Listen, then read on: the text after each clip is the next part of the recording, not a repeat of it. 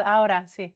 Perdona, estaba dando las gracias al secretario general por presentar este webinar y por hacernos esta introducción y por supuesto agradeceros a todos los que estáis conectados, que la última vez que lo he mirado ya es más de 400 personas, lo cual es una muestra pues del gran interés que hay en esta convocatoria, que somos conscientes y que también es algo que nos anima mucho a todo el equipo a seguir, ya sabéis a saber que hay proyectos muy interesantes y muchas entidades detrás de estas convocatorias.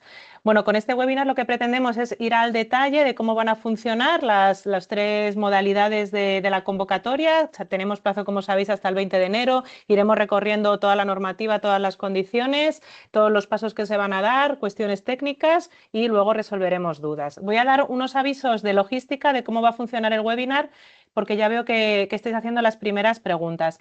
Para que podamos funcionar como somos mucho, no podéis intervenir, así que no levantéis la mano porque no podemos daros la palabra, no podéis intervenir ni en audio ni en vídeo, solo lo tenemos autorizado las personas del equipo que estamos dando el webinar.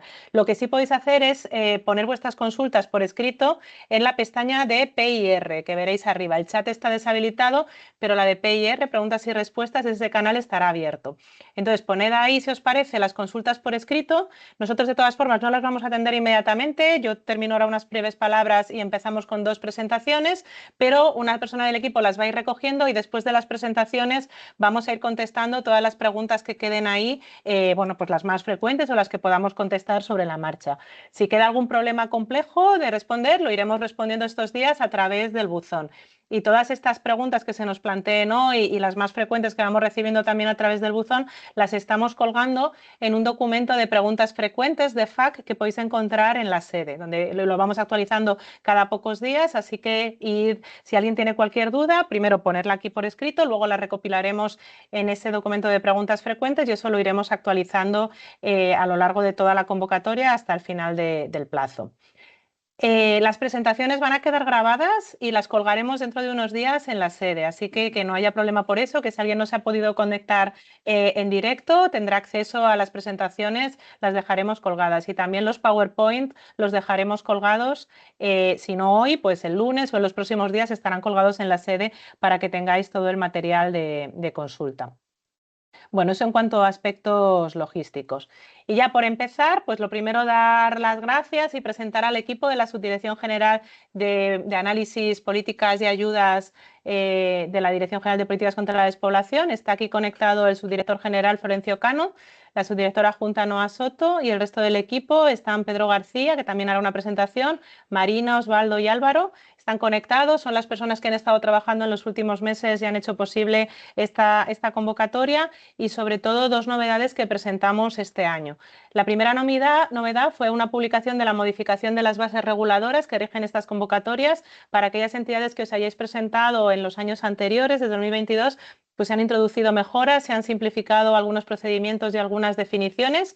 Hoy, luego a continuación, va a haber una primera presentación que va a recorrer toda la normativa en cómo está a día de hoy. Así que los que conozcáis las ayudas de años anteriores, pues incidiremos en lo que ha cambiado, pero para los que no, pues lo recorreremos todo desde el inicio para que todos os familiaricéis con todas las condiciones que hay que cumplir. Y luego, la segunda novedad de este año es que tenemos una nueva herramienta informática, se llama Platero, igual ya habéis trasteado con ella si os habéis metido en la sede. Vamos a también hacer una segunda presentación recorriendo todos los pasos que hay que dar para presentar solicitud en esta nueva herramienta informática. Estamos muy contentos con ella, creemos que va a ser muy útil. Desde luego para nosotros, para la gestión, es muy necesario tener esta herramienta, pero creemos que también para los solicitantes os va a facilitar mucho el proceso de solicitud. Hemos hecho un esfuerzo en pedir la mínima información necesaria, pero sí la necesaria.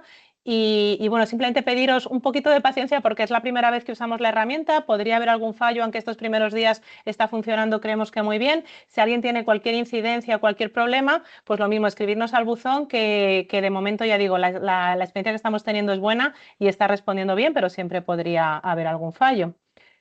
Entonces, ya por entrar en contenido y como ha dicho un poco el secretario general, lo más importante es aclarar o incidir en qué tipos de proyectos buscamos con estas convocatorias, qué queremos incentivar, cuál es el objetivo final de las convocatorias. Bueno, buscamos proyectos innovadores. Innovadores quiere decir que aporten algo novedoso, pero tampoco se trata de inventar y hacer una I+D complejísima o de unas tecnologías tremendas.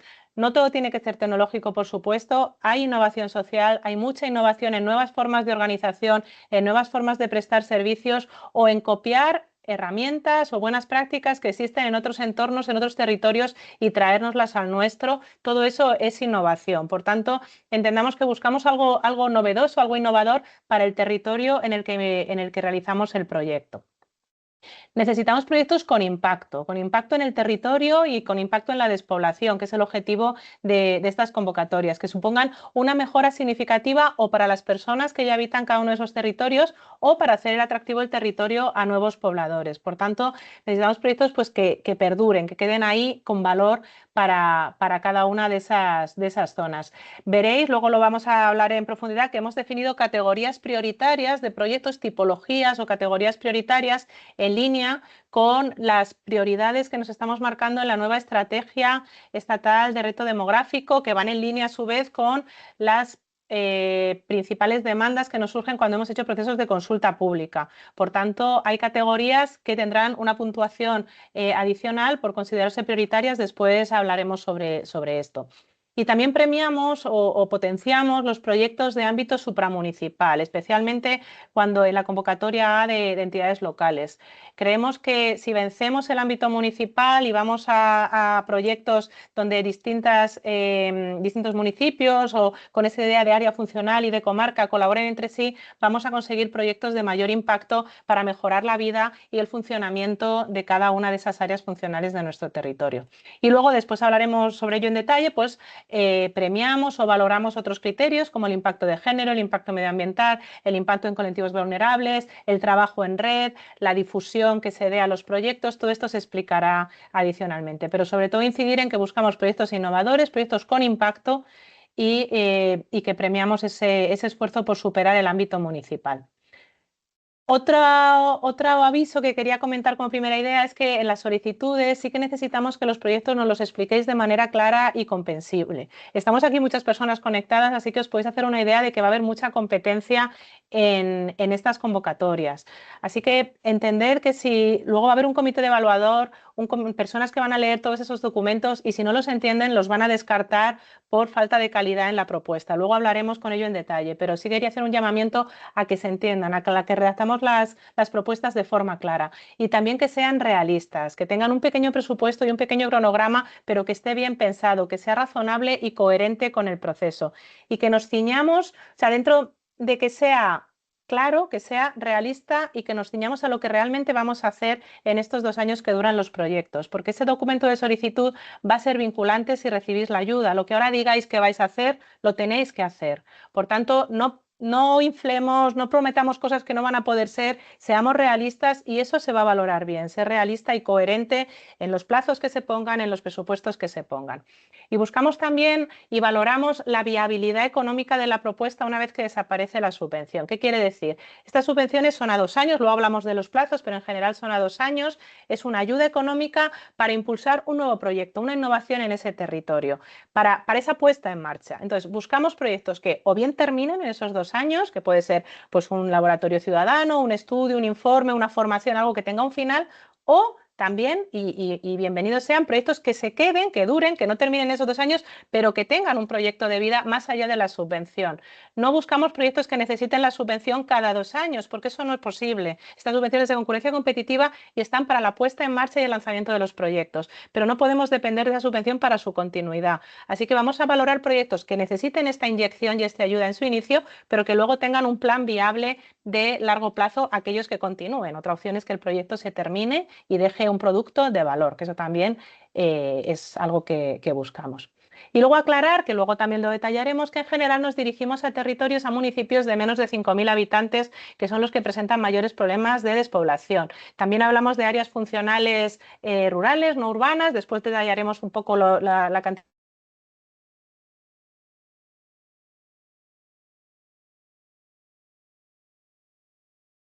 municipios de menos de 5.000 habitantes. Y sin más, son así como unas pinceladas que quería aclarar al inicio, pero os dejo ya con el equipo que va a entrar, como digo, en profundidad. Va a hablar Noa Soto y Pedro García del equipo, van a explicar toda la normativa, todas las condiciones a cumplir, los plazos y después vamos a hacer una solicitud con la herramienta Platero, viendo todas las pantallas y todos los pasos a dar para presentar la solicitud. Así que sin más, bueno, no lo he comentado, pero en la PowerPoint tenéis expresada también la normativa de cumplimiento, que es la Ley de Subvenciones y el reglamento que aplica a todas las subvenciones, y luego las bases reguladoras con esa modificación que hemos publicado este otoño a finales de septiembre, y las 3 convocatorias y la documentación de apoyo que encontraréis en la sede, especialmente las preguntas frecuentes que pueden ser muy útiles y el manual de usuario de la herramienta Platero. Pero bueno, yo creo que sin más doy la palabra a Noa, que ya va a entrar en contenido de muchísimo interés. Muchas gracias a todos. Bueno, pues hola, buenos días a todos. Muchísimas gracias por conectaros.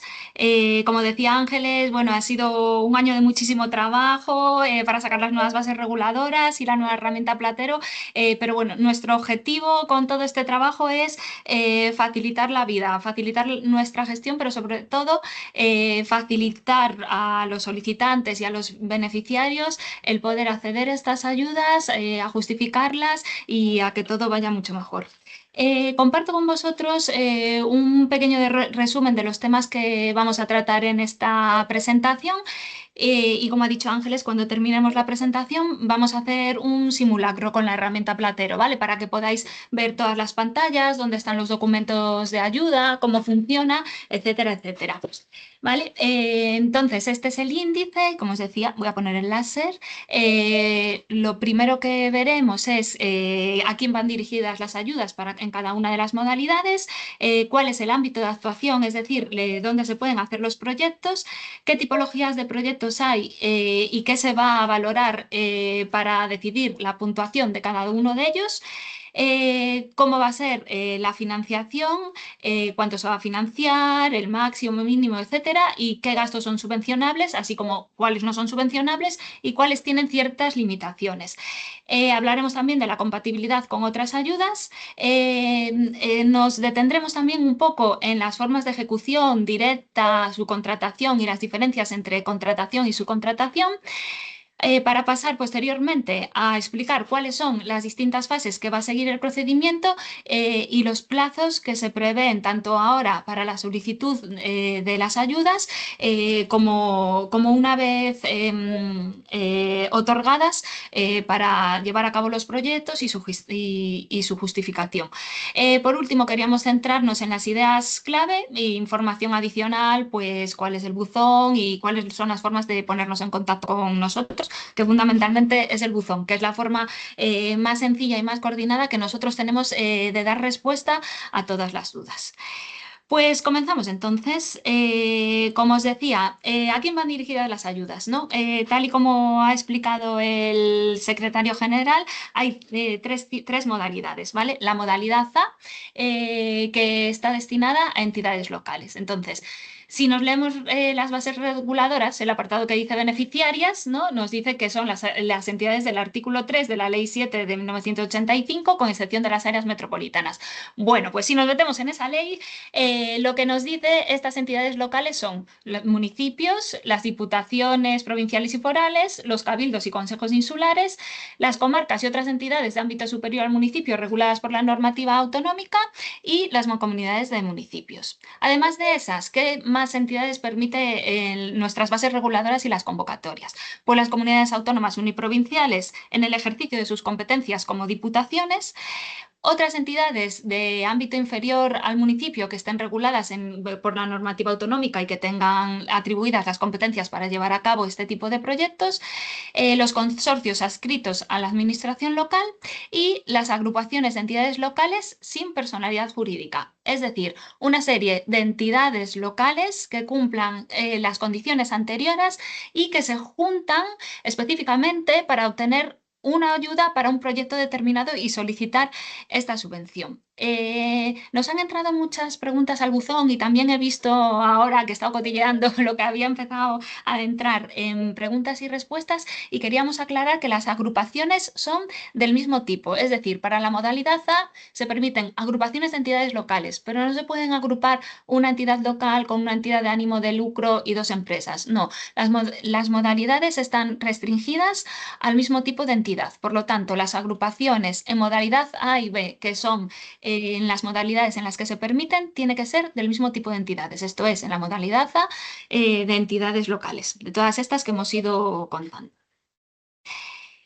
La modalidad B, pues ¿quiénes se pueden presentar? Se pueden presentar las entidades sin ánimo de lucro que se presenten de forma individual, las federaciones, confederaciones o agrupaciones que tengan personalidad jurídica propia y están establecidas como tal, las federaciones de entidades locales y las cámaras de comercio que actúen como corporaciones de derecho público y, como en el caso de la modalidad anterior, las agrupaciones de entidades sin ánimo de lucro sin personalidad jurídica, es decir, varias entidades sin ánimo de lucro, perdonad, que se agrupan para presentarse a esta subvención, para hacer un proyecto con el que se quiere recabar fondos con esta subvención, ¿vale?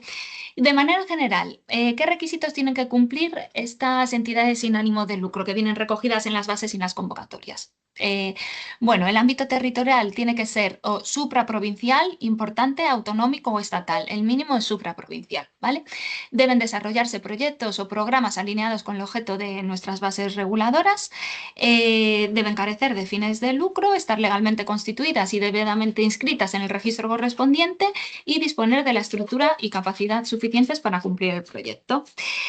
Y por último, nuestra modalidad C, que son proyectos empresariales, ¿vale? ¿Quién se puede presentar a estas ayudas? Bueno, pues las pequeñas y medianas empresas o pymes, las personas en situación de autoempleo o los autónomos, vaya, y las entidades de la economía social. Estas entidades vienen descritas en el artículo 5 de la Ley 5 de 2011 de 29 de marzo, ¿vale? Y son cooperativas, mutualidades, fundaciones, sociedades laborales, cofradías de pescadores, etcétera, etcétera, ¿vale? Hemos puesto aquí unos cuantos ejemplos, pero todas vienen en este artículo 5 definidas, ¿vale?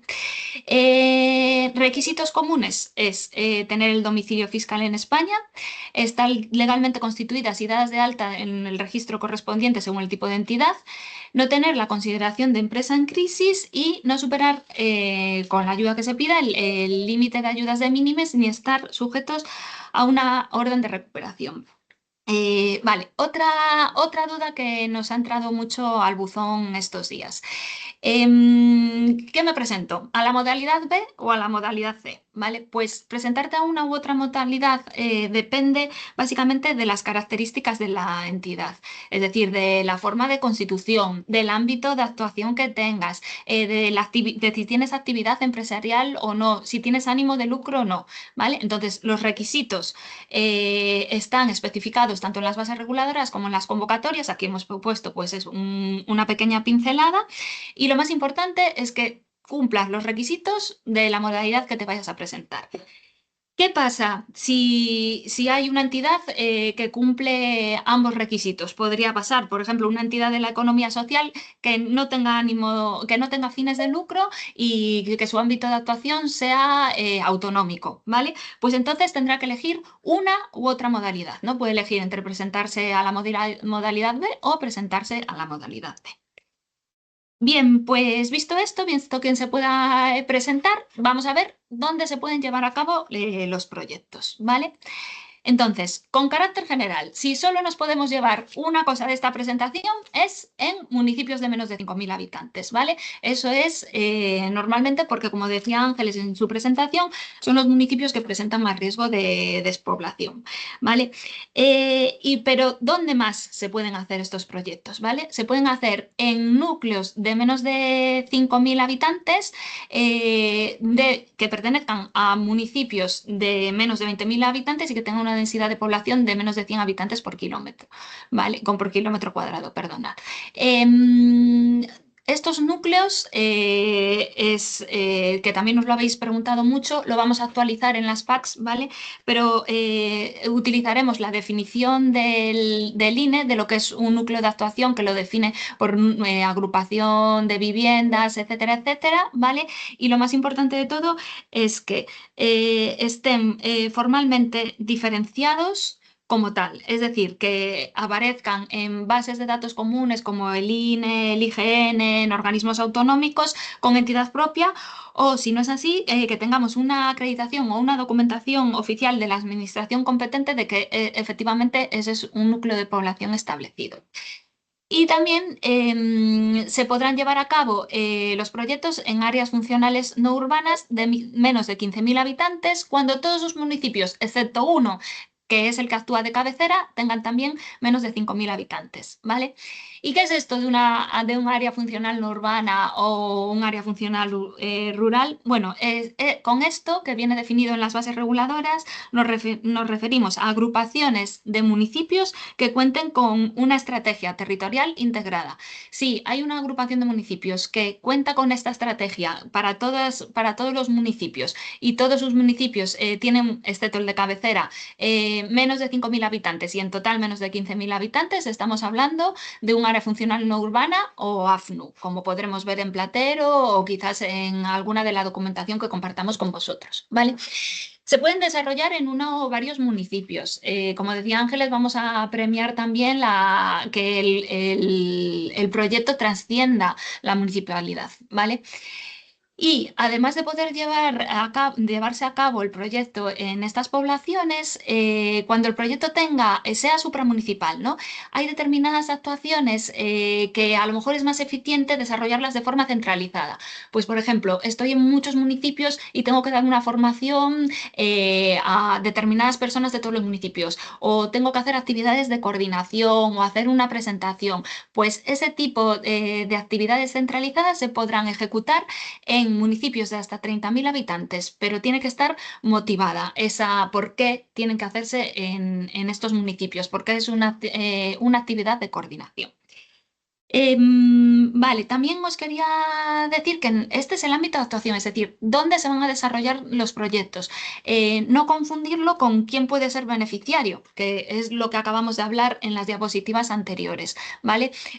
Una cosa son las entidades que se pueden presentar y otra, dónde se va a desarrollar el proyecto.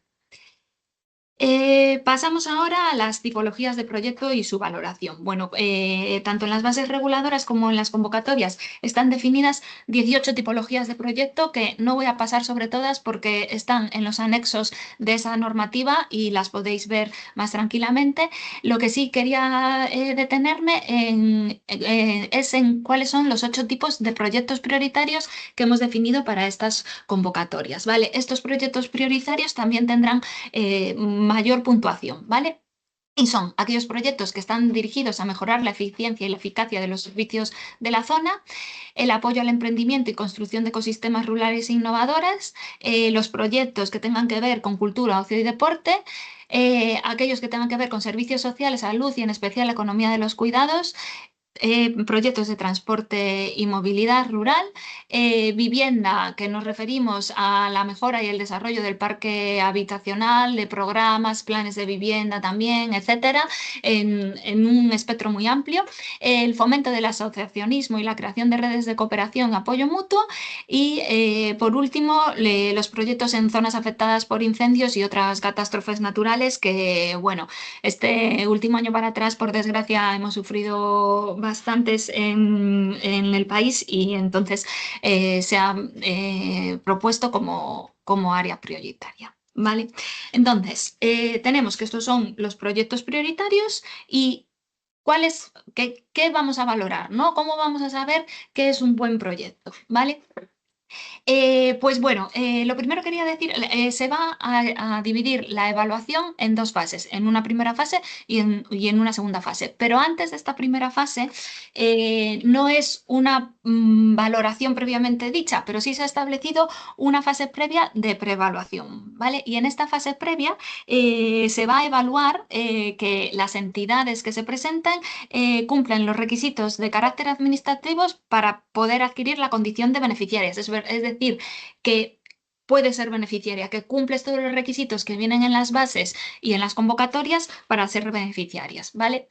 Aunque mi compañero Pedro lo explicará un poquito más adelante, tras hacer esta primera evaluación sacaremos una lista de admitidos y de excluidos. De admitidos porque lo cumplen y ya de manera perfecta desde el principio o tienen que subsanar algo y de excluidos, ¿no? Porque no hemos podido, porque no cumplen esas condiciones para ser beneficiaria, ¿vale? Entonces, pasando esta primera fase de preevaluación, ¿qué vamos a evaluar? Eso, tenemos dos fases, ¿no? En esta primera fase, que es eliminatoria, luego os cuento cómo, ¿vale?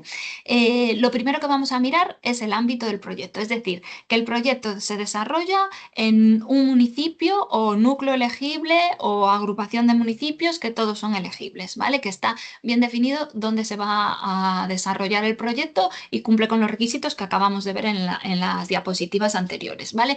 Esto es muy importante, que el proyecto se realice en municipios elegibles, en municipios, núcleos, agrupaciones, etcétera, ¿vale?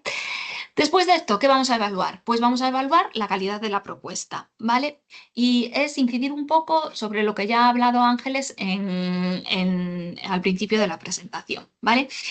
¿Qué vamos a ver? Que el proyecto sea comprensible, que alguien coja el proyecto y sepa lo que se va a hacer, que no tenga dudas, que hay que describir claramente cuáles son las actuaciones que se van a hacer. Que haya coherencia entre las distintas partes del proyecto, es decir, que el cronograma que yo presento está de acuerdo con lo que digo que voy a hacer y además tiene concordancia con el presupuesto que estoy presentando.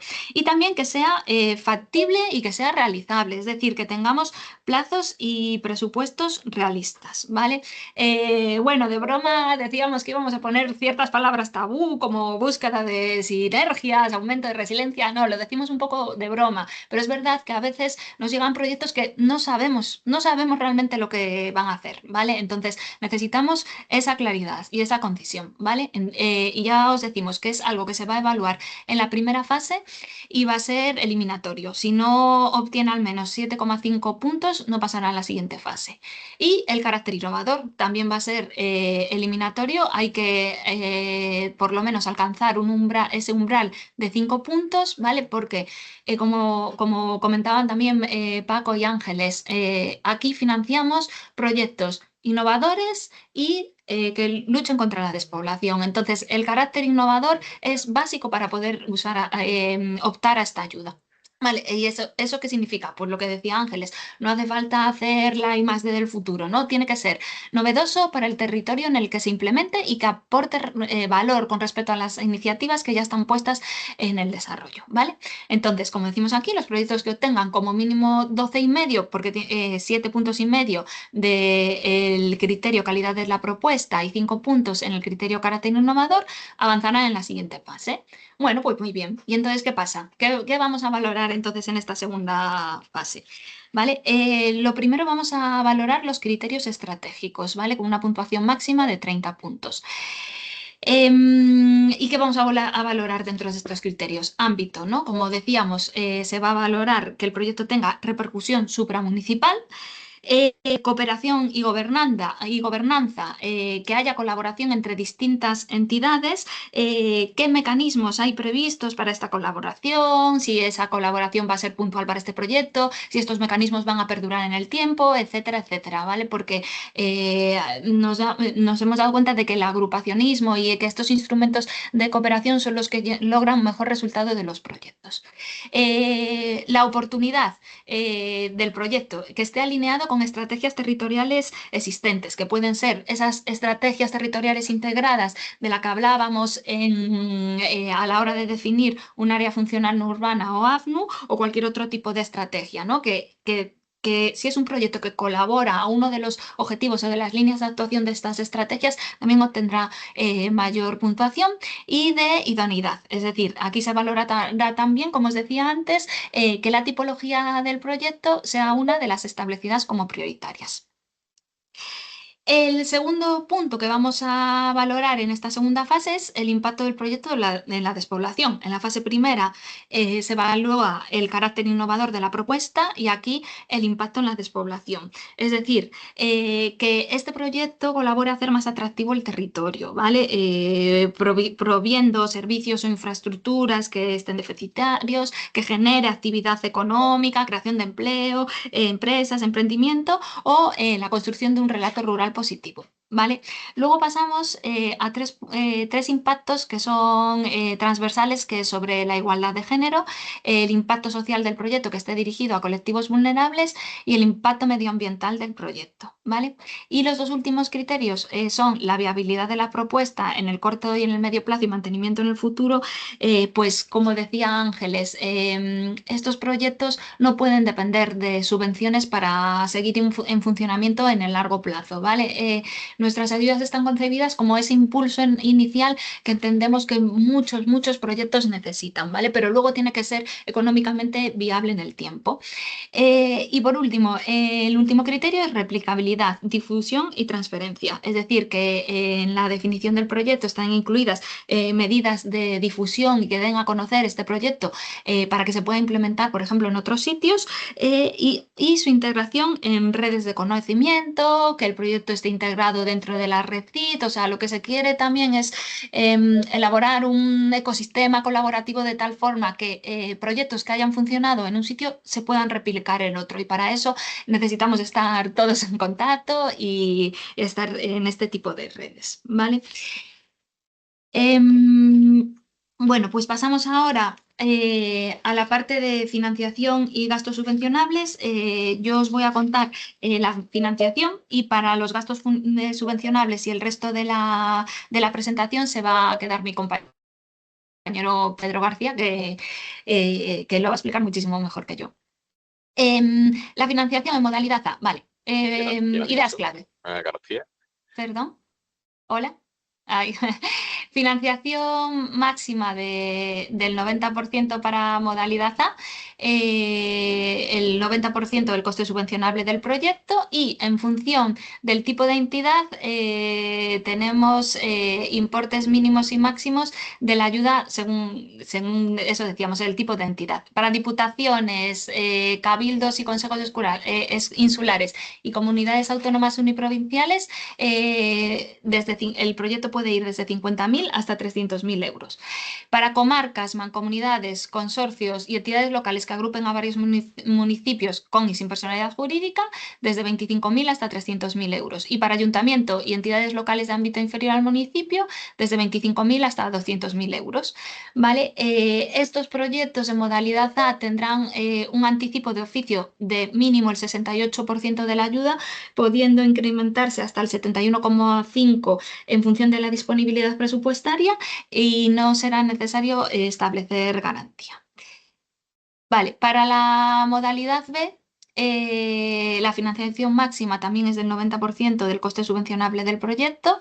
El importe mínimo por el que solicitar la ayuda es 50.000 euros y hasta un máximo de 200.000 y también se pagarán anticipos de oficio del 69% de la ayuda sin necesidad de establecer garantía.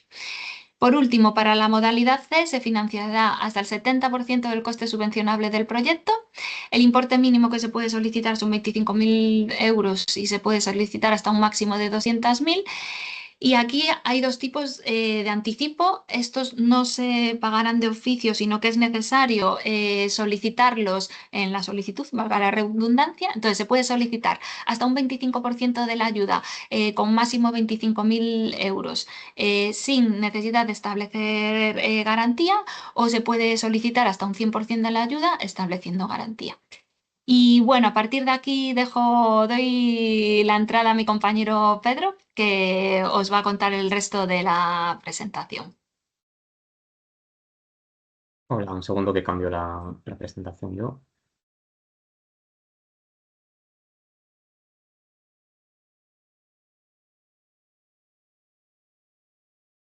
Bien, creo que estoy compartiendo.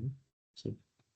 Yo voy a empezar a hablar de los gastos subvencionables, que aunque vienen mucho más desarrollados de lo que vamos a poder ver aquí en las bases reguladoras y en la orden de convocatoria, he preparado varias diapositivas en las que vamos a ver primero los gastos subvencionables en general y después tipologías especiales de gastos subvencionables que están limitados o que están expresamente excluidos de estas subvenciones. En primer lugar, entre los gastos que sí que son subvencionables, tenemos gastos de personal de todo tipo, desde retribuciones a costes empresariales, asistencias a cursos, seguros, reconocimientos médicos obligatorios, etcétera. Las retribuciones sí que están limitadas y vamos a ver a continuación en qué consiste esta limitación. Además, dentro de los gastos subvencionables tenemos también gastos corrientes de todo tipo en bienes y usos de servicio, en bienes y servicios de uso corriente. Aquí podríamos incluir material fungible como material de oficina, que sea necesario para la ejecución del proyecto, material didáctico, audiovisual, promocional, gastos de alquiler de espacios, de locales, de oficinas, equipos y demás. También tenemos también son subvencionables gastos de inversiones en bienes muebles, donde incluiríamos gastos pues de básicamente lo que en una administración sería material inventariable, es decir, mobiliario, equipos informáticos, vehículos, etcétera. También resultan subvencionables con cargo a estas ayudas los gastos de inversión de carácter inmaterial, como podrían ser licencias, grandes licencias para programas informáticos, constitución de marcas registradas, gastos de grandes estudios técnicos, actividades de investigación, etcétera. Y además también hay ciertos tributos que van a ser subvencionables. En el caso de los tributos, solo se podrían subvencionar aquellas tasas, contribuciones, impuestos directamente vinculados al proyecto y que no sean recuperables ni recuperables ni repercutibles y que no estén en ningún caso relacionados con la renta. Es decir, no se podrían subvencionar impuestos del IVA en el caso de empresas que puedan repercutirlos o impuestos como el IRPF. Entre los gastos subvencionables que tienen limitaciones específicas, teníamos, como os he mencionado antes, las retribuciones del personal, que puede, ya sea tanto de personal propio de la empresa como de personal contratado específicamente para el desarrollo del proyecto. En el caso de las retribuciones, se podría abonar con cargo a la subvención el equivalente al 120% de las cuantías de retribuciones previstas para el personal laboral de la AGE de acuerdo con el cuarto convenio único. Aquí, es decir, se tomaría como referencia las categorías de personal laboral que establece el convenio y sería el 120% de esa retribución aplicable al personal de la empresa o de la entidad beneficiaria. También se encuentran limitados los gastos en desplazamientos y dietas del personal. En este caso, la referencia se establece en relación con los gastos de dietas y manutención establecidos para el grupo 2 de funcionarios en el Real Decreto 462/2002, que es el que regula las indemnizaciones por razón de servicio. El personal de las entidades beneficiarias de las subvenciones podrán percibir en este concepto hasta el 150% de las cuantías previstas para los funcionarios del grupo 2. Y en global, en conjunto, no podrán superar el 10% de lo concedido en la subvención. Otra limitación muy importante y sobre la que tenemos novedades en estas convocatorias son los gastos de inversiones en bienes inmuebles. Esta limitación se aplica a los gastos que consistan en adquisición, construcción o grandes reparaciones de inmuebles de todo tipo, ya sean edificios, viviendas locales, solares, almacenes y también infraestructura de todo tipo, viaria, infraestructuras deportivas, etcétera. En este caso, los gastos de inversiones en bienes inmuebles pueden suponer como máximo el 50% de lo concedido.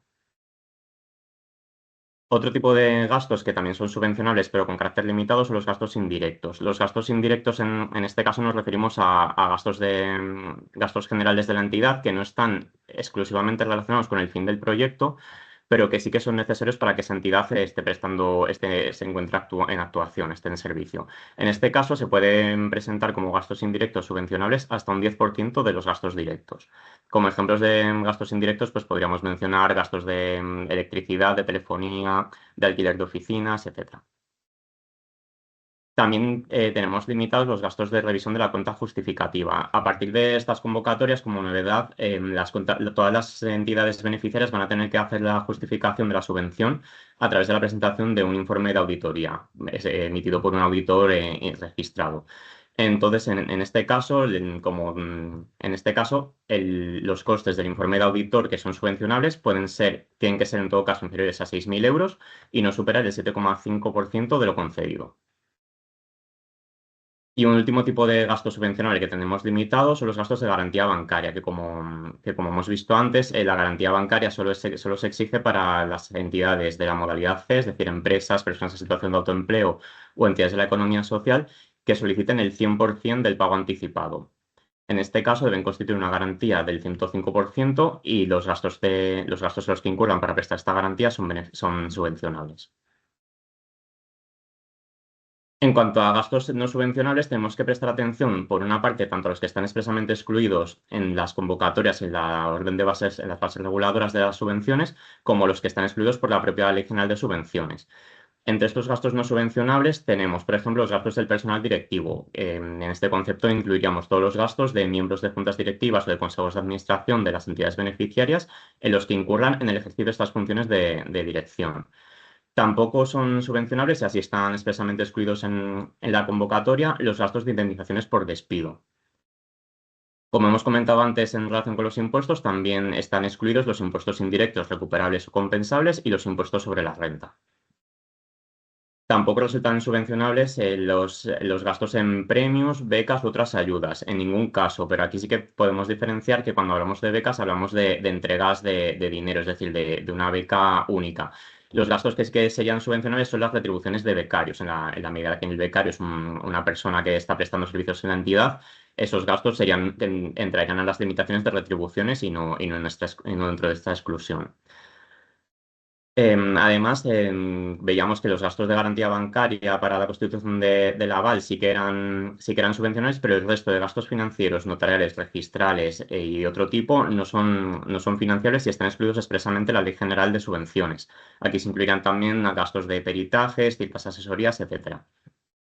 Y por último, también están excluidos de estas subvenciones todos los intereses deudores, sanciones de todo tipo, ya sean judiciales o administrativas, y los gastos de procesos judiciales. En cuanto a la compatibilidad de estas subvenciones con otras ayudas, hay que destacar que sí que son compatibles con cualquier otro tipo de subvenciones o ayudas públicas, ya sean privadas o públicas, y de ámbito nacional o internacional, incluidas como novedad otras ayudas del Ministerio para la Transición Ecológica. Sin embargo, es responsabilidad de la entidad que recibe distintas ayudas comprobar que las otras ayudas a su vez son compatibles con las nuestras. Y entre todas las ayudas que se reciban, nunca se puede superar el 100% del coste del proyecto o incurrirían en doble financiación. Además, es obligatorio que tan pronto como se tenga noticia de la concesión de otra ayuda, se comunica al Ministerio. Y una pequeña precisión sobre las ayudas que reciben empresas, esto es aplicable fundamentalmente a la modalidad C, es decir que estas ayudas nuestras sí que computan como ayudas de minimis en el sentido de la normativa europea, por lo que las empresas que están sujetas a este régimen de minimis no pueden percibir entre todas las ayudas computables, incluyendo las nuestras, más de 300.000 euros en cualquier periodo de 3 años, como manera general, porque hay tipos de empresas, como las empresas de servicios generales, que tienen otro límite diferente en otro reglamento de la Unión Europea. Pasamos ahora a ver las distintas formas de ejecución en las que se pueden llevar a cabo los proyectos y con un especial foco en la subcontratación. La entidad beneficiaria puede ejecutar el proyecto en primer lugar de forma directa, con sus propios medios o con contratos puntuales de obras, servicios y suministros con distintos proveedores. Es decir, el hecho de que se celebren contratos puntuales que sean necesarios para la ejecución del proyecto no implican que no haya una ejecución directa. Sí que podemos considerar que no hay ejecución directa cuando se procede a la subcontratación. Y la subcontratación a estos efectos consiste en que el beneficiario concierta con un tercero la ejecución total o parcial de la actividad, que es objeto de la subvención, y le cede de este modo el control sobre la ejecución. Es decir, actuaría como una especie de externalización de la ejecución del proyecto. La subcontratación está sujeta a unos límites que veremos un poco más adelante, pero tenemos además una tercera posibilidad de ejecución que serían los convenios de colaboración. Los convenios de colaboración están admitidos en las bases reguladoras y se pueden celebrar, pero con una serie de requisitos muy estrictos. Se deben cumplir, en primer lugar, los requisitos de la Ley 40/2015, del régimen jurídico del sector público, y de la normativa de desarrollo que resulta de aplicación a cada una de las entidades beneficiarias. Es muy importante tener en cuenta que los convenios de colaboración, por definición, no pueden tener como objeto prestaciones propias de los contratos, es decir, no pueden consistir en la prestación de obras, servicios o suministros simplemente a cambio de un precio, porque en ese caso se deberían tramitar como contratos. Y por otra parte, si los convenios de colaboración implican la cesión del control total o parcial de la ejecución a la entidad con la que se celebra, se considerarían además una subcontratación y podrían requerir autorización previa, igual que en el resto de casos de subcontratación que vemos ahora. Aunque ya lo apuntábamos antes, hay diferencias notables entre lo que es una contratación y lo que es una subcontratación, pero vamos a destacar algunas ideas clave de nuevo. En la contratación, los beneficiarios pactan con un proveedor la realización de una obra, servicio o suministro, pero el beneficiario es quien define perfectamente la prestación y quien mantiene el control sobre la ejecución. En el caso de la subcontratación, el beneficiario concierta con un tercero la ejecución total o parcial del proyecto de la subvención y el control de la ejecución pasa de esta manera al subcontratista, que tiene cierta libertad para definir cómo realiza el objeto de la subvención, el proyecto. En cuanto a la contratación, no hay una obligación de solicitar autorización previa, pero sí que se debe informar sobre los contratistas a la hora de la justificación, mientras que en los casos de subcontratación sí que está sujeta a límites y autorización previa. Como ejemplo práctico para ver esta diferencia, podríamos pensar, por ejemplo, en una asociación a la que se le concede una subvención para ejecutar un proyecto que consista fundamentalmente en impartir cursos de formación. Bueno, pues esta asociación podría plantearse que, aunque tiene medios para diseñar el completo y organizar la impartición de los cursos, necesita hacer contratos puntuales, por ejemplo, para alquilar un local, para comprar materiales didácticos o para contratar apoyo logístico. En este caso, aunque se celebren unos contratos puntuales con distintos proveedores para realizar el proyecto, la asociación sigue manteniendo el control de la ejecución y estaríamos simplemente ante casos de contratación. Si por el contrario lo que hace esta asociación es que contrata con una única empresa de servicios todas las fases del proyecto de los cursos, desde el diseño, la gestión, la búsqueda de espacios, la contratación de profesores y la elaboración de materiales, aquí habría una cesión del control de la ejecución y por tanto sí que estaríamos ante subcontratación. En cuanto a los límites aplicados a subcontratación, hay algunas pequeñas diferencias en las distintas modalidades, que se refieren sobre todo a la parte total que se puede subcontratar. En el caso de la modalidad A, es subcontratable hasta el 100% del presupuesto elegible, es decir, todo lo concedido. Y en el caso de las modalidades B y C, este límite llega hasta el 70%. Común a todas ellas es que se requerirá autorización previa por parte de este órgano directivo cuando la subcontratación supere el 20% de la cantidad concedida y en todo caso sea superior a 60.000 euros. Es decir, se deben cumplir los dos requisitos simultáneamente, que sea más de 60.000 y que a su vez suponga más del 20% de lo concedido. Estas solicitudes de subcontratación se deben realizar al menos 4 meses antes del fin de plazo de ejecución, que dependerá de cada una de las modalidades y los veremos luego un poco más adelante. Y el plazo de resolución desde que se reciba la solicitud es de un mes, transcurrido el cual se debe entender admitida la subcontratación, es decir, hay silencio positivo. Podemos ver ahora las fases del procedimiento.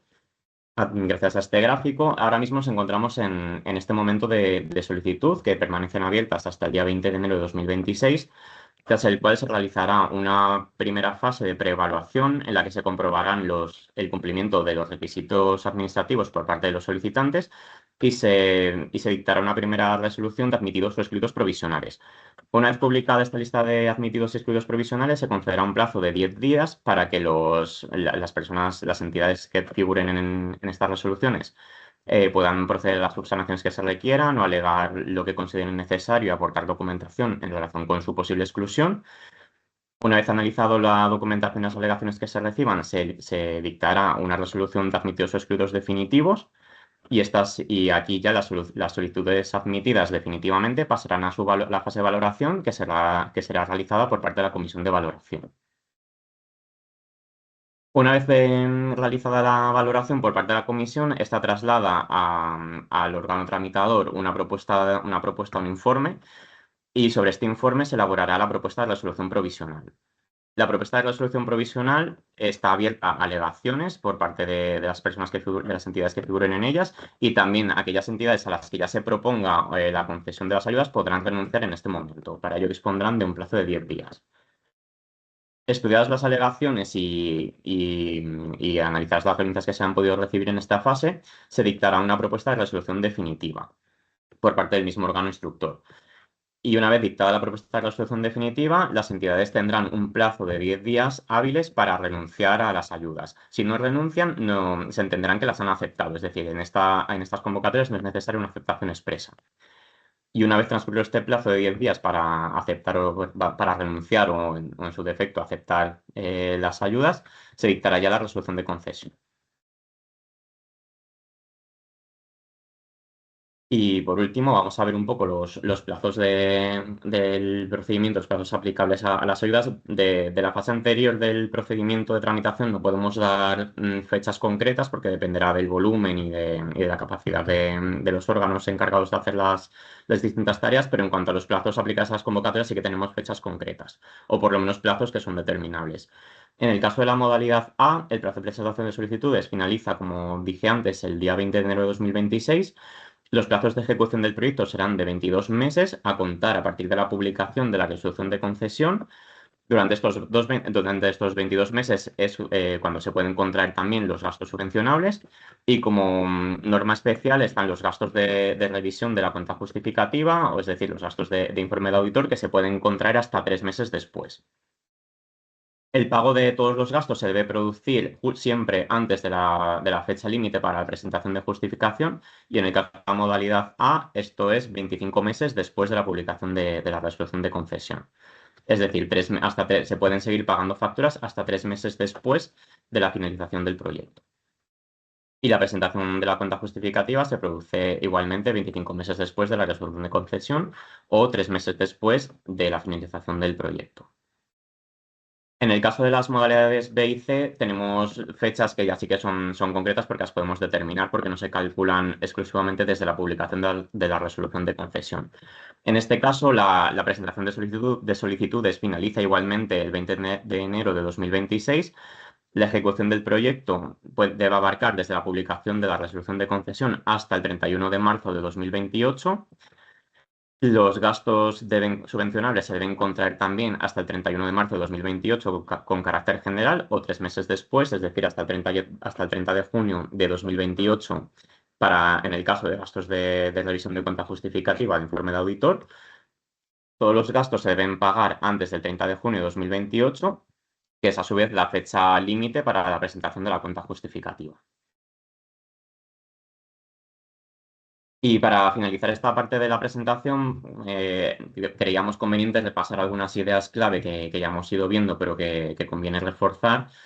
En primer lugar, recordar lo que ha hablado tanto Ángeles como Noa, que es muy importante que todos los proyectos que se presenten en las solicitudes estén descritos con claridad. Es decir, que resulten comprensibles, que se vea que son realizables y viables y que estén bien planificados y presupuestados.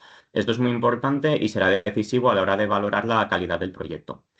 Por otra parte, y también había muchas preguntas en el chat ya sobre este tema, recordar que solo se puede presentar una solicitud por cada entidad, y ya sea individualmente o como parte de una agrupación. Esto es así porque todas las entidades que forman parte de agrupaciones, en el caso de resultar beneficiarias, resultan también beneficiarias ellas mismas, y si se presentan de manera individual y además como agrupación, resultarían doblemente beneficiarias, y esto no está permitido. También recordar el ámbito de actuación, que es que, como norma general, todos los proyectos se deben desarrollar en poblaciones de menos de 5.000 habitantes, salvo las excepciones que hemos visto para determinadas actividades de coordinación o que de otra manera justificada se van a desarrollar de forma centralizada en localidades algo mayores. Y también recordar la importancia de los gastos subvencionables que están limitados. Aunque hemos destacado aquí los más importantes, es necesario acudir a toda la regulación aplicable, tanto a las bases reguladoras como a la convocatoria y a la Ley General de Subvenciones para ver qué gastos están limitados y cuáles están excluidos. Y por último, también recordar que aunque nosotros hacemos esta presentación y la documentación de apoyo, las preguntas frecuentes, etcétera, con la mejor de las intenciones, esta documentación es meramente informativa y en ningún caso sustituye a la normativa. Y lo que es vinculante y que debe ser conocido por todos los beneficiarios y están obligados a cumplirlo es la normativa. Y a continuación, pues devuelvo la palabra a Noa, que va a continuar la exposición ahora hablando sobre la herramienta Platero para la solicitud de las ayudas.